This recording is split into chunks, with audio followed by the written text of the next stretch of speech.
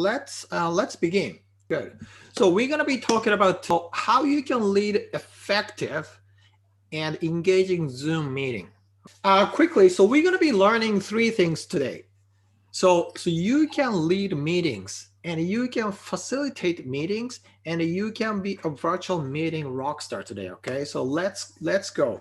Before we begin, here are some topics I like to cover today. So the first one is how to prevent Zoom bombing. And the second one is how you can start a meeting, and I'll show you the host management tools. The third one is how to use breakout rooms, and then so using polls in Zoom.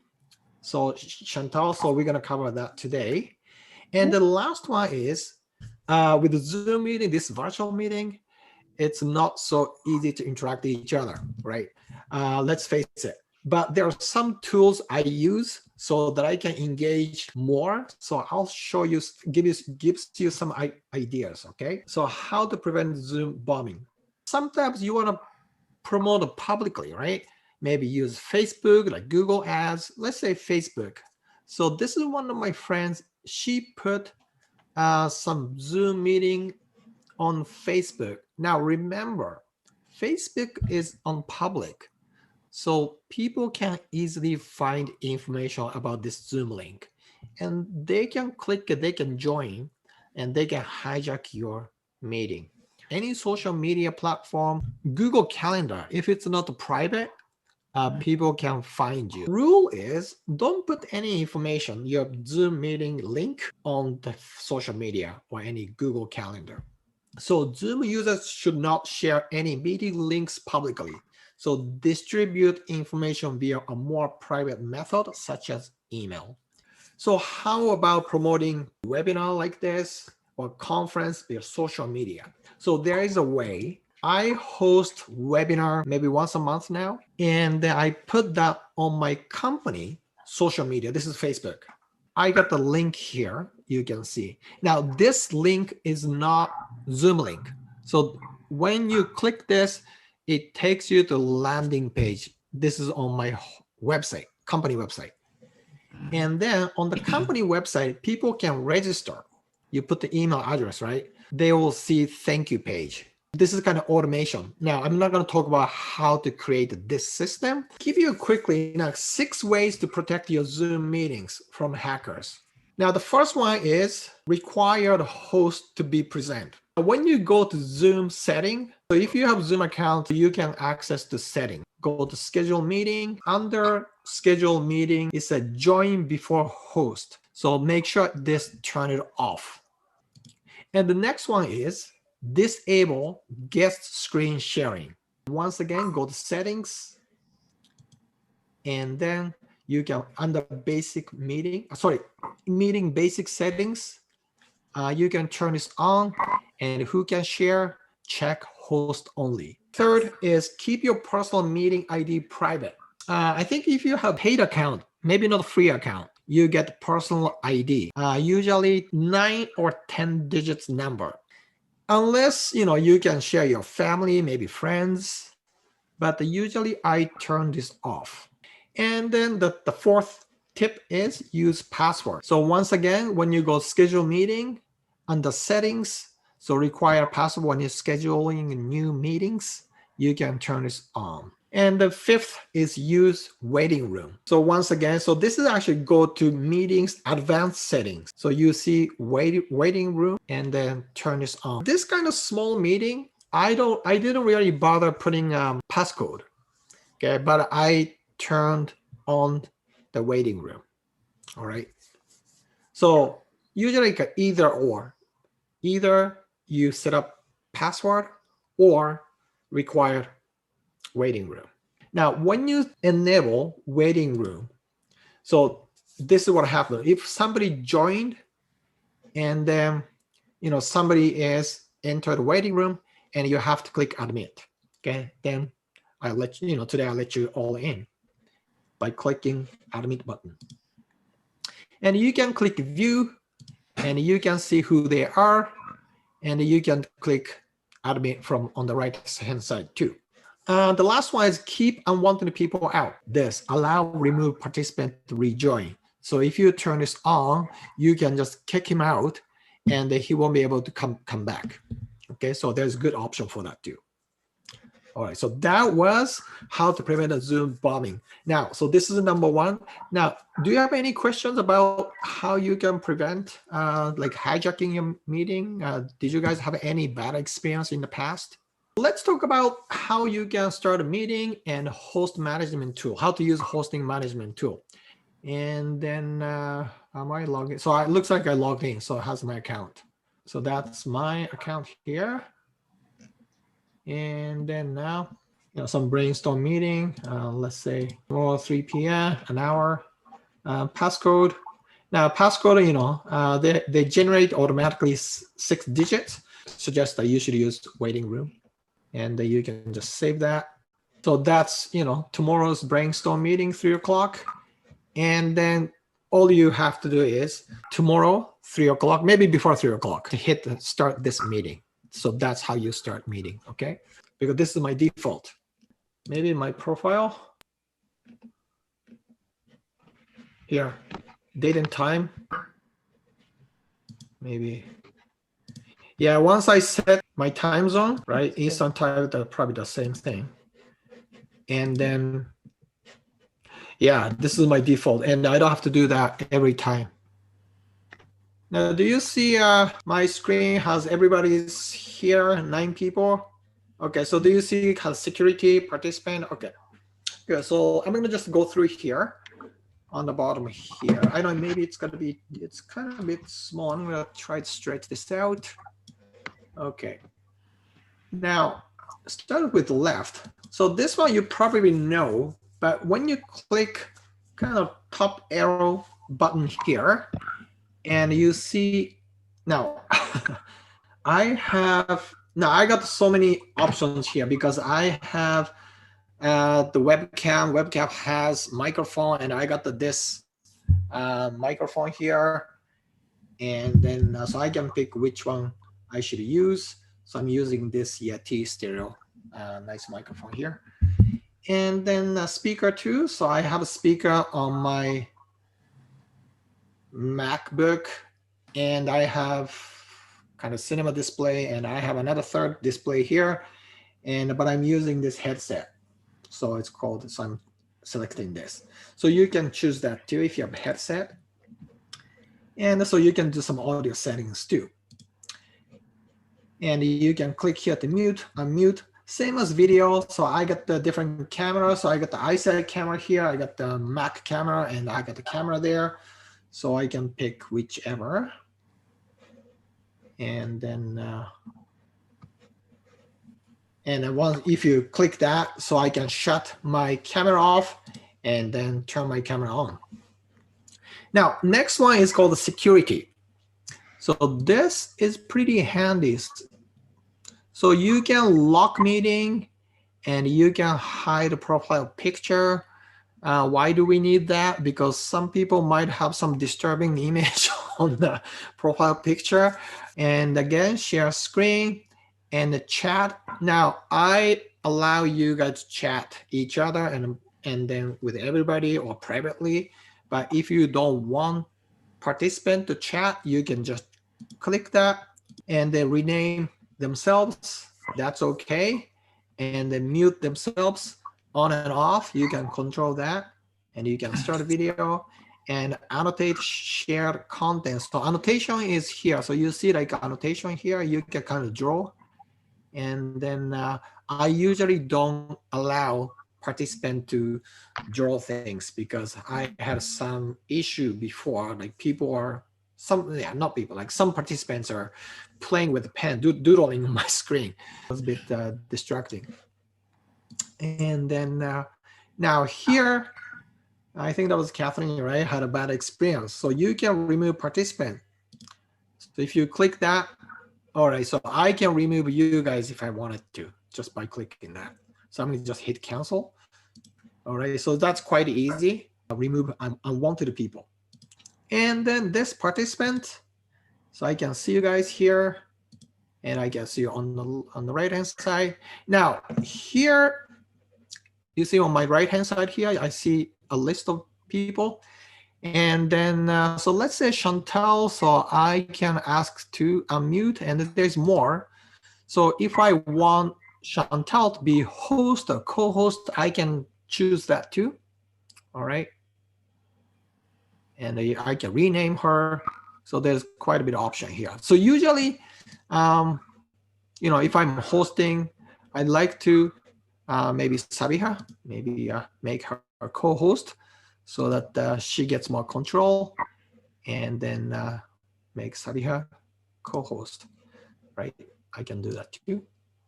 And the next one is chat. So everybody, you have probably used the chat here. So I can send you, right? So quite easy. And you get that message, and I can send that to privately too, right? And you can do that as well. Now, but you have to be careful. If you're kind of, let's say Chantal is chatting with Kathleen, and then so host, I can see what you're chatting, okay? So you kind of want to be careful that make sure you're not really talking about me behind the scene. So because I can see all of that. All right, so about the polling, so we're going to be talking about polling, and you can add questions here, but so we're going to come back to that, okay? And here you can stop and then pause recording. We got all the control, and then breakout rooms. We're going to be using this today, and I can show that to you. And the reaction, you can do some emoji here. You probably used that before too. Yeah, I was moving things around. Now, when you hit the share screen, do you see this kind of pop up here? Now, I see, in my case, I got the desktop 1 because I got the 3 screens, desktop 2, desktop 3. So I usually pick desktop 1, which is like my main screen, and then hit share. Now, when you want to share like video clips on the YouTube, make sure you take this one, share sound, and optimize for video clips. So there's bottom here, you get 2 options here. So take those 2. Third one is, let's talk about the breakout rooms. Now, breakout rooms is, as probably you guys know that already. So let's say if we have 6 people, and so we can divide into 2 groups. You can put 3 and 3. And then whether I can make it to like 3 rooms, put the 2 people in each rooms here. So you guys see my screen, right? So we all here. And by the way, you can move this box here too, right? I can move Peggy right here, and I can put myself in the middle. So I can be, the center of the universe. So that's what I like to be. All right, so let's do some breakout rooms. So the breakout rooms on the bottom here, so you see the little icon here, it says breakout rooms, and let's click that. And so I can create, now it doesn't make sense to do 1 room. So we got 9 people, so I can do 8 people plus me. And I can actually assign automatically. So let's click that.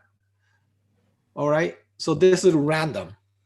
And I can start open rooms, and so I'm gonna just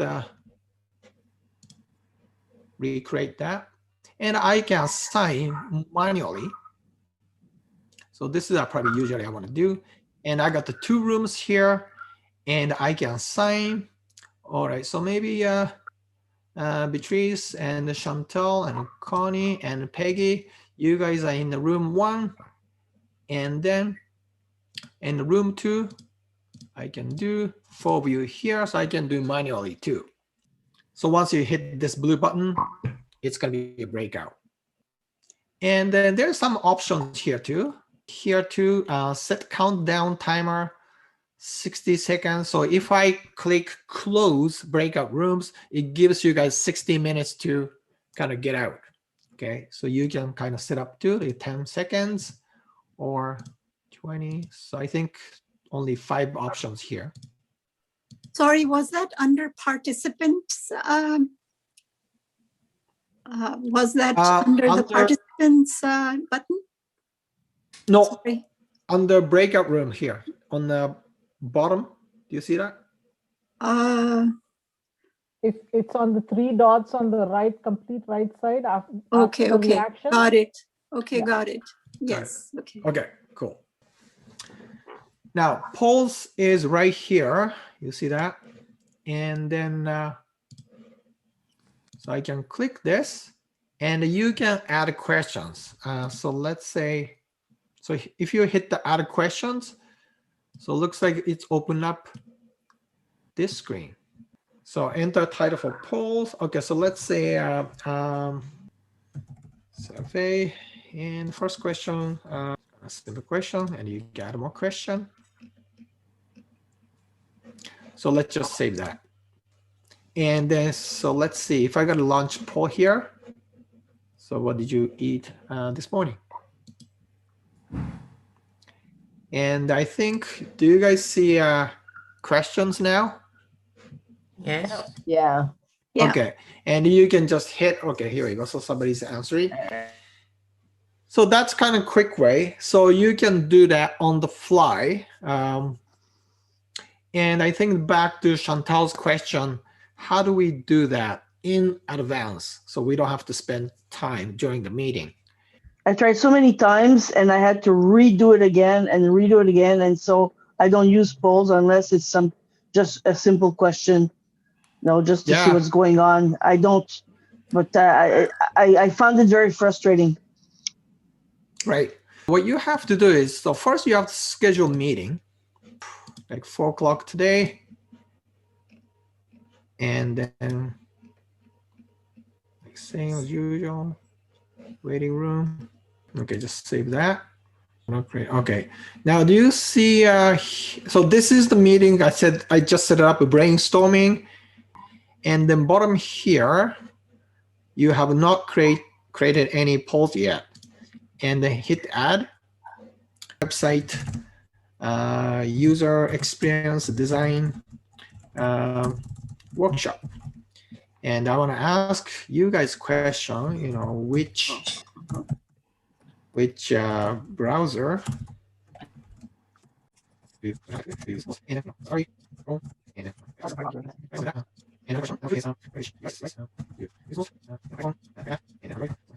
and keep adding question, right? And hit save. Once you save it, and when I start, no, I cannot start the meeting now. And when I start meeting and hit the polls, I think that those two questions gonna be showing up too. So that's how you create the polls. All right. And make sure if you don't see that polling option under settings, under advanced, I think that was settings, yeah. And then make sure pollings, you should turn this on, okay? So the last one is, so let's talk about interactive Zoom presentation ideas. Now, I personally enjoy using Zoom meetings because I can save time, and even like traveling too. Like I have to go, sometimes I have to go to Toronto, I have to go to Montreal, and I don't have to do that, saving lots of traveling costs and time. And I think that people are getting used to it. But one downside is so difficult to interactive. Now, when I'm in my client's office, I can use those kind of easel, put on those paper on their wall. We can do brainstorming. And then, I got this big blackboard here. This is my office. I haven't been there for a year, but I could do more interactive workshop and presentations. And then it's kind of difficult to do that. And the problem is the using mouse and the drawing is horrible. If you can type, that's good, but drawing something is very, very difficult with mouse. So I kind of stopped using that. And again, like you have to kind of invest tiny investment. iPad is really a great tool for me. And then so I bought this like entry level iPad. This is not that expensive, and then comes with Apple Pencil. Now Apple Pencil is kind of crazy expensive, and then they're kind of similar type of pencil. Electronic pencil you can buy from Amazon, and it does kind of similar job. I paid only $40, and then which is right here, and I use those two devices. And then the cheap application, it's called a Notability. It's cost you only $11.99. And then, so I use that for like making sales and making presentations, supporting my customers and teaching and coaching and presenting my proposal and showing my projects and progress with my client. So it's just like having a whiteboard on the screen. So I like to show you how this is going to work. Well, thank you. That's very nice. Okay, thank you. Thank you, Osama. Yeah, thank you for coming today. Yes.